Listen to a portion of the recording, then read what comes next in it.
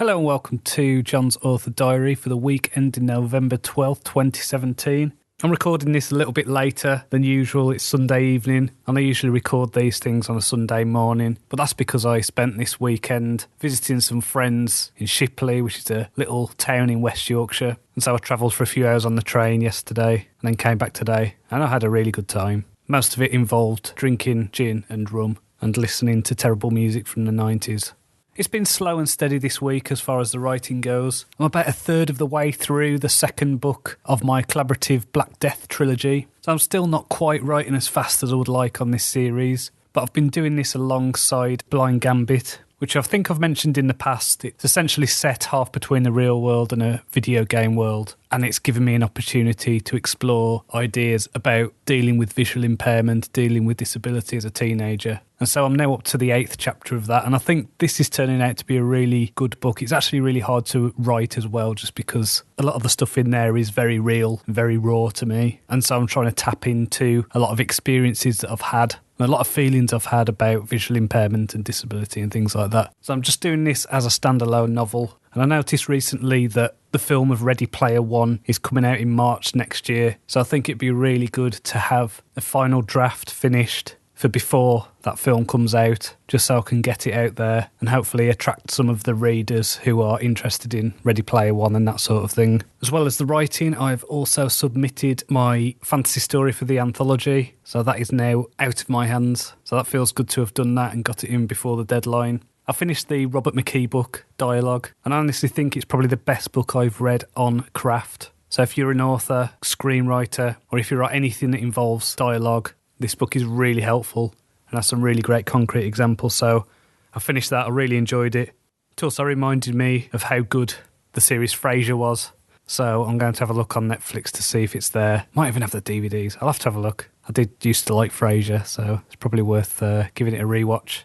I also read a really good short story this week called Second Suicide by Hugh Howey. And what I liked about this is it was a science fiction story about an alien invasion, but it was from the perspective of the alien invaders. And I think it really captured the idea of being part of an invading force where actually you're quite nervous, you're quite scared, you're unsure about the future. It was a really effective story because of that.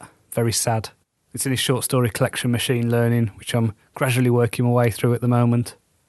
So I've got a question this week from Patrick McLaughlin. He asked, how do you balance a writing life with a young family? So I've mentioned before that I've got a 5-year-old son, and I get him ready for school and take him to school and pick him up from school. And so my bracket for writing tends to be 4 days a week when I've got back home from dropping him off. So I'll work Monday, Wednesday and Friday. You know, for me it takes about 20 minutes to get into a flow or the zone, whatever you want to call it, when you're writing. It's almost like a weird, almost meditative state when you're writing, and you can just kind of tap into those parts of your brain that you can't do most of the time. So I really need quiet, and I really need no interruptions. And so it is difficult if you've got a young family. Like, I don't write on weekends. The only times I do is if, for instance, my wife might take my son out for a few hours to go and play or visit his grandma or something like that. So I'll try and squeeze in some writing then.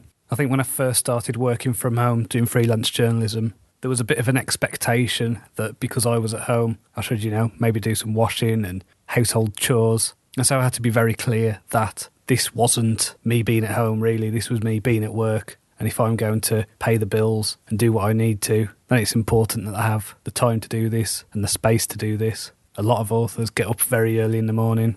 And if I didn't have this space in the day, then I would probably do that. But as it is, I'm very lucky in the sense that I have got a supportive family. Really, it's about being clear and ring-fencing your time. So if you know you've got a couple of hours that are spare where you want to write, let your other half know and get them to respect that time is sacred.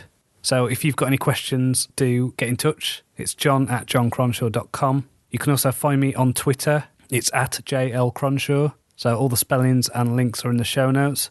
If you've not done so already, you can read my prequel novella, Addict of the Wasteland, which is a kind of intro to my Wasteland series. You can read that on my website. Just go to johncronshaw.com. Or if you just want to read the novel, get straight into the series, it's tinyurl.com/Wizard of the Wasteland. So until next time, cheerio.